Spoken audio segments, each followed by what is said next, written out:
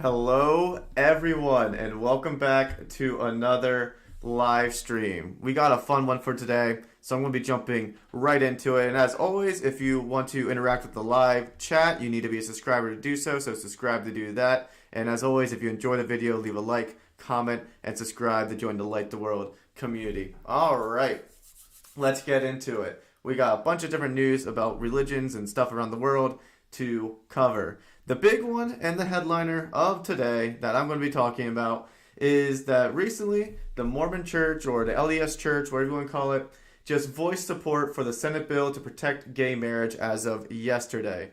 This caused some ripples across the internet here the past 24 hours or so, because the church still says, now this is according to articles I've been seeing and reading, so the Church of Jesus Christ of Latter-day Saints has voiced support for the Senate bill, which would protect same-sex marriage, saying LGBTQ individuals are entitled to the right, even while affirming the belief that same-sex relationships are a sin. So basically what the church is doing here is it's saying we support the Senate bill because we support religious freedom, we support the freedom of the LGBT community to do what they want to do within the nation, so we support the Senate bill to protect same-sex marriage. But the church is still stating that within their own organization, they are not supporting homosexuality, or at least, the very least, they're saying that homosexuality is a sin within their organization. Now, this is a bit strange. Now, the only reason why it's a bit strange, I should say, is because this is a shift in policy or a shift in support from years ago. So, let's see here. In opposition, so this comes as a shock because a few years ago, the Church of LDS Church actually had an opposition to same-sex marriage for a while there. They had the Prop 8 bill or something that they passed where they opposed the Church of Latter-day Saints. They opposed a same-sex marriage bill. So in the summer of 2008, leaders of the Church of Jesus Christ of Latter-day Saints drew a line in the sand against same-sex marriage, urging Mormons in California to do all they could to support Proposition 8, a referendum that would restrict marriage to heterosexual couples in the state via a constitutional amendment. So as of maybe a little over a decade now, the church has changed its political activism towards same-sex marriage. It went from we're going to fight homosexuality to now we're going to allow it to be free within the nation. Again, they're still saying it is a sin, and as far as practicing members go, they're not supporting it. But from a Senate bill standpoint, they are supporting it because of the religious right to the freedom of religion. So here's the curious thing. Now, I was talking to some people at my work today about it. I was kind of listening to some people talk about it, different things like that. The interesting thing right now is this actually, what's this mean for the future of the church? Now, I'm going to be candid a bit here. I am not a Latter-day Saint member. I am a different denomination. So I don't necessarily have any skin in this game per se. But I think the thing that I find most interesting is that I know that Latter-day Saints believe in open revelation. So they believe that the Bible can be added to, or the Word of God can be revealed to people, and they have open revelation with time. I think for me, the curious thing, if I'm an outsider and kind of a skeptic, is to see how this may impact the future doctrine of the LDS Church. Because the LDS Church has, over the years, changed some of their doctrines or positions, or at least clarified certain things. For instance, polygamy is the most popular one that people know about. They used to support polygamy up until the 1800s sometime. I forget when it was. And then they said, no, polygamy is wrong. And different things like that. Now, from an outsider's perspective, and I'm trying to say this in the most respectful way possible, it does seem to a certain extent that sometimes these updates in God's Word or these new revelations just fall in line with what's currently relevant or popular or, socially acceptable to a certain extent. So I'm really curious to see if this change over the past 10 years about their position on homosexuality will eventually also leak into their position internally. Whether or not you could see maybe years down the road where they internally say, homosexuality is not a sin or is actually not as bad as we used to think it was. Or even if this would bring back a more open sexuality policy within the Latter-day Saints Church. I don't know. But they have open revelation. And so in theory, it may be possible if someone would claim they have new revelation that brings more awareness to the topic. So that's the one concern I know from people outside the LDS. They think that this may be the step in the direction that they're going. People probably within the LDS church don't think so. I mean, I would assume. I think it's also interesting, I guess, from a standpoint of if you actually believe this is a sin. I guess that sometimes the curiosity is vocally actually saying that you support it in another context still seems kind of strange. I think it seems kind of strange. Although, again, I talked to different people, different Christians who agree with the same sentiment, where they would agree that you should be, homosexuality should be allowed, even if we believe it's a sin, things like that. I just think it's interesting to publicly come out and say we support the bill versus just not saying anything at all if you do or don't. So this has just been causing a lot of waves within the LDS church and within the internet. And I just thought, my thinking is just, I'm really curious to see where this goes years down the road with internal policy. Will this shift from we still believe it's a sin to we no longer believe it's a sin? And will this shift to maybe opening up the doors to other things? I think this is an interesting thing to keep an eye out on, but that's what they did. Recently, the LDS church just announced that they support the bill for same-sex marriage to be defended, allowed, however it is. So that's the first big wave of news today in the religious news topics. There was another one that I came across today, and now I was looking through some different stories today, and we're going to be covering some different topics. Like we're going to be talking about how Facebook is changing its profile settings regarding religion and politics. We're going to be talking about this guy named Bishop Lamar or whatever, who's like some sort of wealthy guy who apparently preaches some sort of prosperity gospel.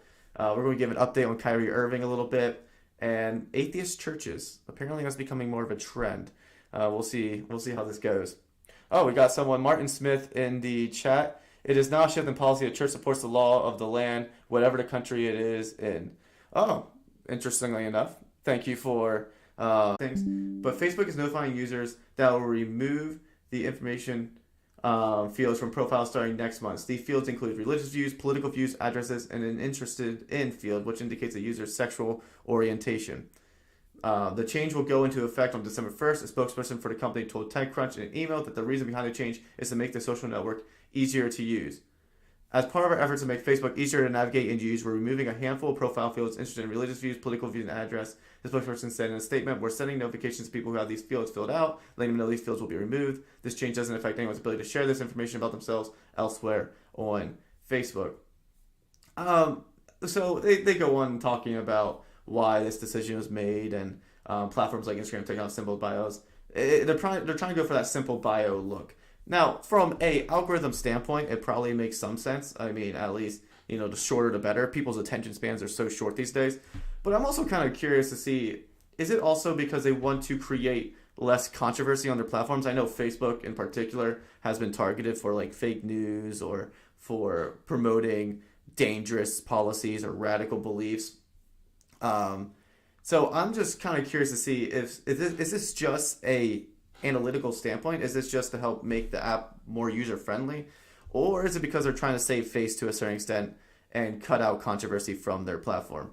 But either way, if you weren't aware of it and you have a Facebook account and you're an active Facebook user, I know if I have a younger, I know my audience is a little bit older, so maybe they do still have Facebook. I know my younger audience probably doesn't, but they're going to be getting rid of any sort of fields in your bio about religious, political views, all that stuff. So that's going to be making a change in the Facebook thing. So that I'm also kind of curious to see if when this happens, if it actually really does impact anything that's noticeable. I don't know. We'll see. But I just thought that was interesting. But now moving on to a kind of a funny story. So there's this guy named Lamar Whitehead. Lamar Whitehead, I think is how you say it. Now, as you see here on my screen, he's worth $2 million. He's a millionaire of some sorts. He makes quite a bit of money doing what he does. He's supposedly a high-profile American pastor. Falls probably within that prosperity gospel camp. He rakes in a lot of dough, and he wears a lot of fancy clothing. So here's his Instagram page. He has like 1.5 million followers. as you can tell by some of his outfits he's wearing, he wears a lot of like designer clothing, a lot of expensive clothing, a lot of gold jewelry and stuff like that. For instance, here's this video of him driving in his car, his like with his fancy coat. I'm not sure exactly what that coat is, but it looks expensive. And it's his convertible sports car that he's driving around. I mean, it's a nice vehicle, but at the end of the day, that's the type of person he is. All right, so just give you an idea of who this guy is. He's kind of one of those prosperity gospel style preachers. Now, you may know about him from a few months ago, where he got robbed at gunpoint during one of his live stream sermons. So the bishop was robbed at gunpoint while delivering a sermon on live stream. This happened about, I think, 3 or 4 months ago. While he was doing one of his sermons, he was wearing a bunch of expensive jewelry and expensive clothing. And during the service, he got robbed. And this went kind of viral for a while. People were kind of interested in it. No one, me personally, I wish harm upon no one, but it is one of those things where if you're flexing your money on people and then you end up getting robbed, I don't know, it almost feels like you're kind of asking for it to a certain extent. I think in this, it shows a little bit of the footage of it happening. So yeah, there's him giving his service, and then I think the robber eventually steps in during the live stream here. I'm not sure when right here is when the robber shows up, and he gets down, and then he later on, there's the robber walking up to him, and then it's cut off. You just see his legs there. But he basically takes his gold chains, he takes his jewelry, and it's worth, oh my word, how much was it worth? I forget. But it was worth a lot of money. Tons of money. As you can tell from his Instagram page, he wears a lot of designer and a lot of those type of things. I'm going to see I don't know if it says it here how much it was worth. But he just stole basically thousands of dollars worth of jewelry and clothing materials from this guy. Anyway, Bishop Lamar, he's been in the hot seat for a while now because of the way he addresses himself, the way he portrays himself as this wealthy guy and wealthy pastor, religious dude. But he's also gotten himself in more trouble recently. So following this event, he's also was in trouble for, was there another one here, I think? Right here. So he's now also recently suing Miller Whitehead, sues 94.7 The Block's Miss Jones for $50 million. And this is as of like a few days ago. He's suing for $50 million because apparently he was called a drug dealer on air. And so it hurt his reputation, and he may be losing a lot of money due to it. It's also important to note that Lamar Whitehead just recently was under investigation or in trouble because he apparently grappled with a woman or something on a live stream recently, or he assaulted a woman on a live stream recently that got him in legal hot water as well. It's just, he's just a very interesting guy. But, so Nicole Jones, the morning host at classic hip hop station 94.7 The Block, claimed that Lamar Whitehead was using the church to hide that old drug money and said his church is where he's probably still doing his dirty work, according to Manhattan Supreme Court filing. And Whitehead, Mayor Adams, who previously did 5 years in prison, stiffing campaign. So he's filed a lawsuit against the 2 YouTubers who accused him of being a scammer after the jewelry robbery, for which 2 people were later arrested.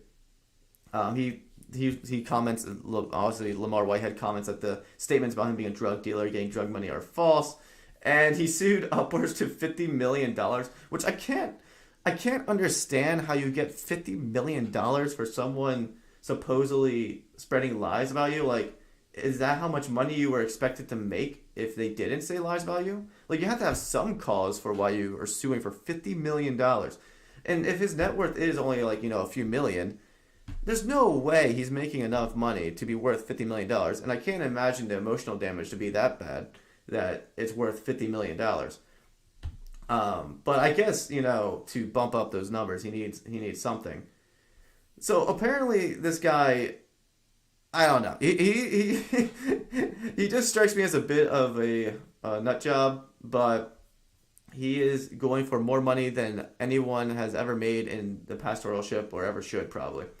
Um, and so there is that tidbit of information for you about that guy. Now, update about the Kyrie Irving situation. Moving on to that topic, I did a live stream a few days ago where I talked about um, Black Hebrew Israelites and sort of that topic and Kyrie Irving's recent claims of digging into the authentic history of the Black Hebrew Israelites and all that jazz. He's expected to rejoin the Nets coming Sunday against the Grizzlies. So if you were really concerned about Kyrie Irving's future and his suspension, don't worry. He should be back in the game soon. Also, Advent's apparently November 27th. Fun fact. Now, here's something that I thought was interesting as I was looking at some of the... as you can tell, I was flipping through religious news articles today after the Mormon Church announced the support of homosexuality. Well, at least the support of the homosexuality bill. To me, there's a difference there, but at the same time, I'm curious where it leads. But while I was looking through some articles, I came across this thing called Atheist Churches and the Sacred Flower of Cannabis. Americans Finding Spirituality in New Places. And so this just looking at the picture gives me weird vibes. I'm not going to lie. When I don't know exactly what I'm looking at. The interior of the International Church of Cannabis in Denver, Colorado. Like, I am super confused. Like, I am really confused when I look at this. Anyway, that is besides the point. Now, the point of the article is that, according to Pew Research Center, American Christianity remains in nearly 3 decades decline. So the amount of people who claim to be Christianity has been declining over the past several years or decades in the case of Pew Research. And the responding non or unaffiliated or like secular responses have been on the rise or increasing in the U.S. specifically. And I talked about this in a previous video before if you want to check it out. So there's suspicions that by 2070, if this trend continues, Christianity may no longer be the dominant expression of American religion. Who knows? Obviously, trends like this can always change in the future. But this is going into then the many expressions of spirituality. This leads into the new and rising practice of atheist churches, where apparently, they're not really super popular yet, but they're starting to grow a trend. They're starting to grow a trend here. How spiritual moves of religious and civic institutions gathering places. These practices point to a growing connection between spirituality and health, 12-step meetings for addiction recovery, contemporary medicine, for example, stress to need balanced spirit for body for wellness, non-religious practices, the whole 9 yards. So emerging over the past decades, because of this, there's this desire within the secular community to increase, I guess, some sort of religious experience and, community. And so because they don't have a shared dogma per se, so they need to create these institutions with some sort of shared dogma to help create some sort of idea of community, I believe. That seems to be the trend going on right now. Look, it looks like I got some more comments in the comment section. The lawyers got to make some... I'm assuming you're referring to the Lamar case. Yeah, lawyers probably are going to make good out of that. If he's able to get even a drop of millions of dollars from that case, the lawyers are definitely getting paid handsomely. And I'm sure this millionaire Lamar Whitehead guy who wears Gucci all day, I'm sure he's got the best lawyers in town to help him win. And Half Grain looks like self-worship. It really, that picture does kind of looks like self-worship. At the very least, it looks like, the worship of identity. This idea of like self-identity, whatever I identify as is what's most important. That definitely is the striking. It's probably because of like the rainbows and stuff. It gives me that vibe. But yeah, so the rise of emerging over the past decade, although it still makes sales, secular and atheist churches indicate how changes in religious affiliation do not necessarily include a rejection of communal structure. As I was saying, like, these rise in atheist churches seems to be a rise in desire for some sort of community that provides avenue for spiritual rejuvenation. The Seattle Atheist Church, this is in Seattle, fascinating. For example, positions itself as a place where atheists come together to address big questions and celebrate meaningful life events with atheist rituals founded in 2015. The church offers weekly Sunday meetings for a couple dozen participants who share in leading sermons in relation to their commitment to secular humanism, a non-religious worldview that rejects beliefs in the supernatural. Similarly, Sunday Assembly Detroit seeks to help everyone live life as fully as possible. One of the 70 chapters spread across 8 different countries. The Sunday Assembly was founded by comedians Sanderson Jones and Pippa Evans in 20. It must be great. If this was founded by comedians, this must be a hoot. Their motto was "Live better, help often, wonder." Okay, sorry. That motto just makes me think of some sort of sign I would see on like my mom's wall or something. So I just think that's kind of funny. Others find refuge in secularized churches that combine alternative rituals, such as the use of cannabis, with various humanist, ethical, and spiritual orientations. This practice of using cannabis isn't anything new. I mean, the use of drugs within religions have been common for thousands and thousands and thousands of years.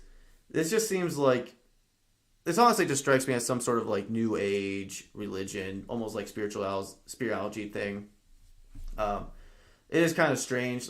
This emerging of atheist churches will probably just lead to this sort of just vague spirituality that gives people some sort of sense of community. But yeah, so that's just an interesting rise of something that's going on. my chat is getting my chat has some interesting perspectives on life. A values community that doesn't live in a transcendental context is empty as it sounds. They say be better, but what is better? That is a fair point. Like that's the thing. Like that's the thing I would say about this sort of situation is what is the goal. I guess if I'm trying to put myself in the perspective of why I'm going to an atheist church, I guess my goal is to gain some sort of sense of community, give myself some sort of spiritual significance that I'm lacking because I don't believe in some sort of eternal realm. The use of drugs to give me some sense of transcendency.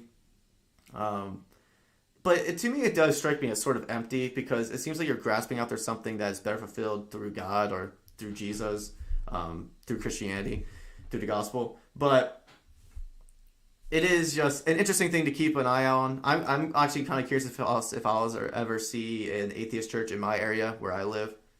I'm just curious to see if that will come. Right now it seems like it's really just in the cities, but I'm curious if it will actually ever gain a trend and really grow. So I'm just curious to see where that goes. But yeah, those are some of the stories I had for today. Just some of the different things I found interesting in the news and things to continue to keep your eyes out for, just kind of silly stuff. I mean, like the Lamar thing, just kind of silly. But I'm sure he's going to keep gaining trends. I think it's also interesting going back to the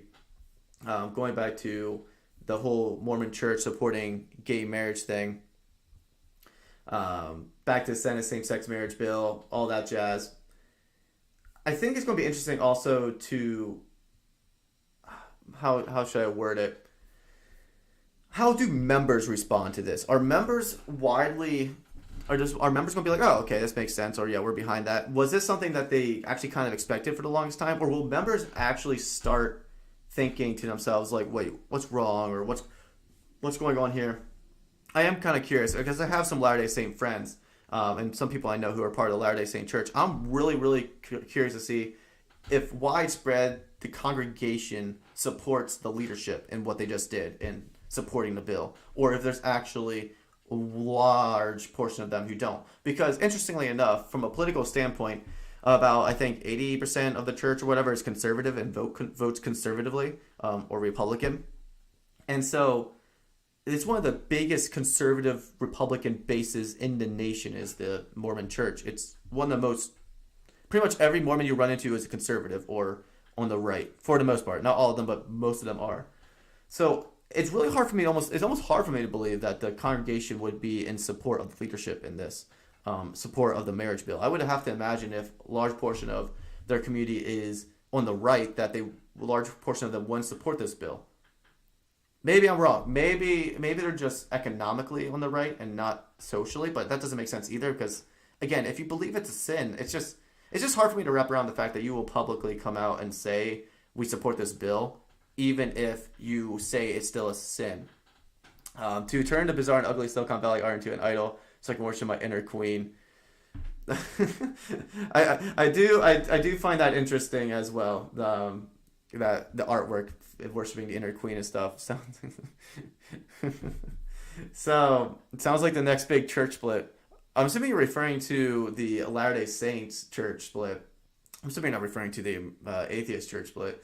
But yeah, actually, you're not wrong though, because actually, interestingly enough, when the Church of Latter Day Saints basically got rid of polygamy, and they said, polygamy is no longer allowed, polygamy is not supported by the church, there actually was a split. Now, I don't know how big of a split it was. I don't think it was a huge split, but there was actually the groups of Latter Day Saints who split off from the main congregation and started their own little thing. Now, I think they still have their cult-like church in Utah that practices polygamy, or at the very least supports polygamy.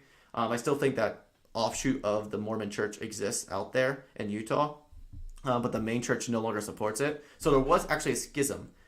You're actually not wrong. Like, if eventually, let's just say down the road, theoretically, this does lead into more than just we support the bill, and leads actually into, we support homosexuality as a whole. We no longer see it as a sin.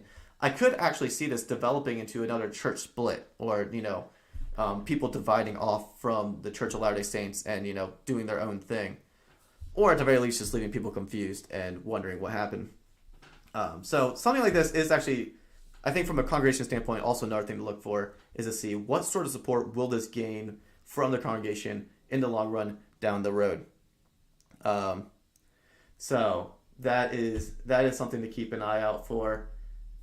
And also this sort of thing, if these changes do keep happening, I'm also kind of curious to see from a voting standpoint, will the Mormon Church continue to remain on the right, or will it slowly shift to the left as these sort of things progress? Because it does seem like, to me, the Mormon Church is becoming more and more progressive as the years go on. Even though it's still a big conservative base, it does seem like it's becoming more progressive with the years. Maybe I'm wrong. I just know, it just seems like that might be the trend here in the near future. But yeah, those were the stories I wanted to cover today. Some of the things I thought were interesting. Maybe let's see if there's anything else in the religious news. Oh, religiousness. That's also religious news for the day. Anything that's recent? No, it's just everything's about that opposition to Latter-day Saints recently. Returning from self-imposed hiatus, and as a bishop, Apaches get rehearing and fight to preserve Oak Flat, a sacred site in Arizona. Does education cure people of faith? The dad says no. Well, that's not shocking. Why proud Hindu here? She says I don't see anything that's too overly intriguing. Trump launches a new presidential bid. Will former faith advisors back him? That's the important question. Those are the important questions we should ask ourselves. Will Trump be backed by his faith advisors? Yes. There's your atheist churches. Yeah, I don't see anything that's over the top to me. So, anyway. But yeah, those are the stories I wanted to cover. And I thought those were just some interesting things I'd share with my community. And let you do with them as you will. I mean, let me know your thoughts on the whole thing. Let me know what you think about the Mormon Church's announcement. Are you yay or nay about it? Do you really care? Who knows? So let me know your thoughts on that. Let me know your thoughts about any of these stories, really. Or any other crazy stories going on online, on the internet, in the news. Just let me know about them. But yeah, I had fun doing this, and hopefully you enjoyed it as well. And as always, as when I come to the end of any sort of thing like this, leave a like, comment, and subscribe to join the Light the World community, and go out there and light the world yourselves, my friend. Have a good one.